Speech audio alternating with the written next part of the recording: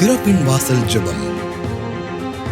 உலகமெங்கும் எழுப்புதல் அக்கினியை பரவச் செய்வதற்காக தேவாதி தேவனால் தெரிந்து கொள்ளப்பட்ட இயேசு விடுவிக்கிறார் ஊழியத்தின் மூலமாக 4 மாவடியில் 44 வருடங்களாக ஒவ்வொரு மாதமும் கடைசி சனிக்கிழமை தோறும் திறப்பின் வாசல் ஜெபம் நடைபெற்று வருகிறது.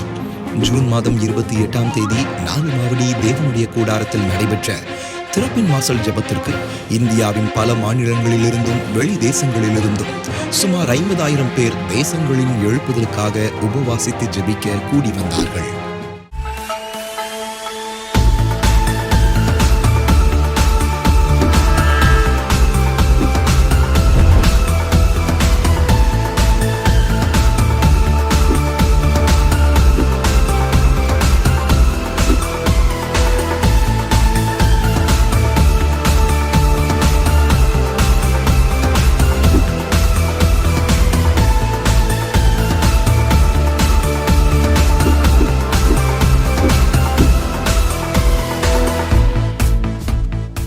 பாடல் ஆராதனை வேளையை தொடர்ந்து சகோதரர் மோகன் லாசரஸ் அவர்கள் தேவனை துதித்து ஜெபங்களை ஏறெடுத்த போது தேவ பிரசன்னம் தேவனுடைய கூடாரத்தில் இறங்கியது.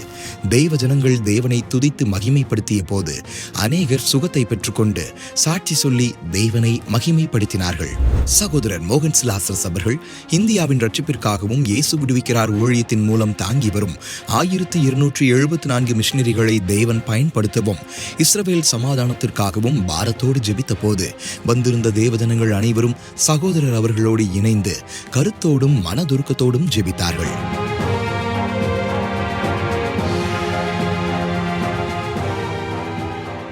சகோதரர் சாம் ஜெபராஜ் அவர்கள் தமிழ்நாட்டில் உள்ள ஈரோடு மாவட்டத்திற்காகவும் இந்தியாவில் உள்ள மத்திய பிரதேசம் மாநிலத்திற்காகவும் குவைத் இஸ்ரேல் தேசங்களின் எழுப்புதலுக்காகவும் ஜெபங்களை ஏறெடுத்தார்கள்.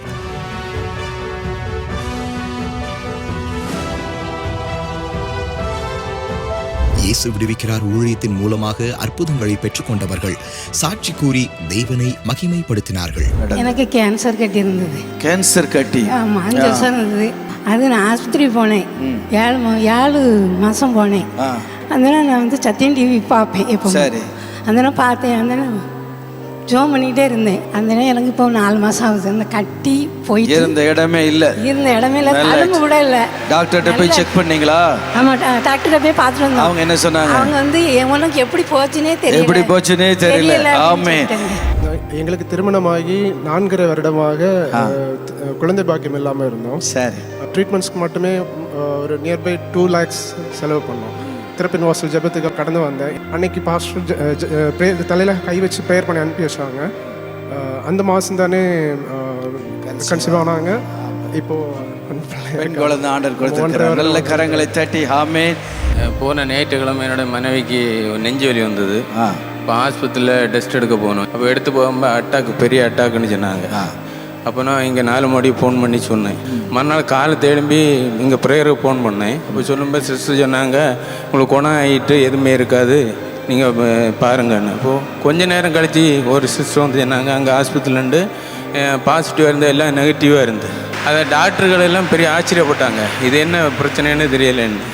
திறப்பின் வாசல் ஜெபத்திற்கு கடிதம் மற்றும் தொலைபேசி மூலம் எழுதி ஜெபிக்க கேட்டுக்கொண்டவர்களுக்காக சகோதரி செல்லாராணி அப்பாத்துரை அவர்களும் வந்திருந்த மக்கள் எழுதிய ஜெப குறிப்புகளுக்காக சகோதரி ஆஷ்லி எபனேசர் அவர்களும் சிறப்பு ஜெபத்தை ஏறெடுத்தார்கள். தேவனுடைய கூடாரம் மோசே அரங்கத்தில் சிறுவர்களுக்கான சிறப்பு கூட்டம் நடத்தப்பட்டது. கலந்து கொண்ட அனைத்து சிறுவர்களும் ஆவிக்குரிய புது பலனை பெற்றுக்கொண்டார்கள்.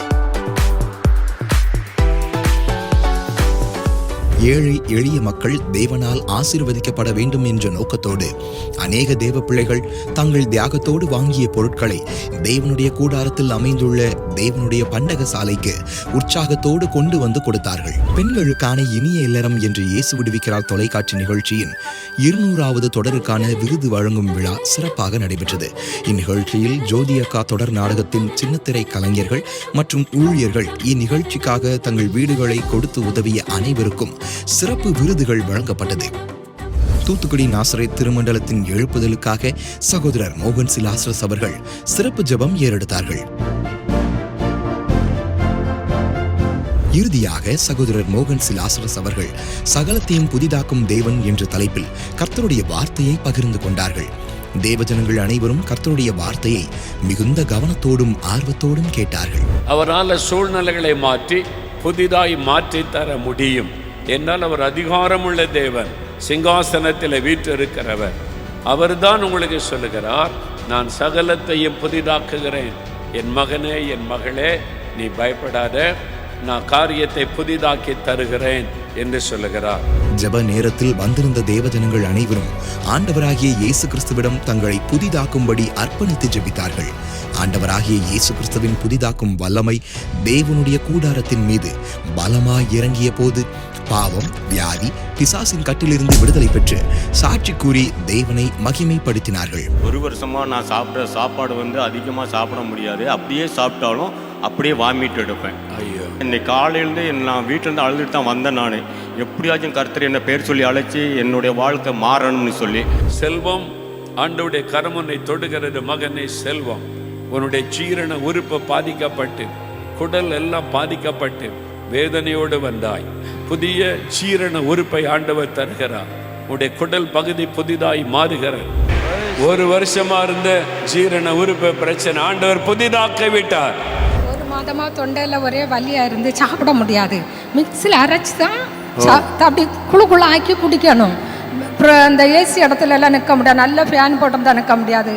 அப்போ நான் ஜோம் பண்ணிட்டு தொண்டையில் ரொம்ப குளிர்த்தி போல இருந்து, சரி அப்போ தண்ணி குடிச்சு பார்ப்போம் சொன்னேன். இப்போ வலியெல்லாம் இல்லை, தொண்டை அற்புதமாக குணமாக்கிட்டார்.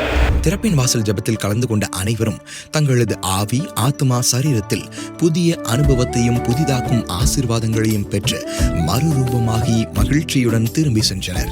உயிர்ப்பிக்கிற ஒரு அனுபவமாக இருந்துச்சு. இது ஆசீர்வாதமாக இருந்துச்சு. எனக்கு எசப்பா நல்ல ஆசீர்வாதம் தருவாங்கன்னு நம்பி நான் வீட்டுக்கு போகிறேன்.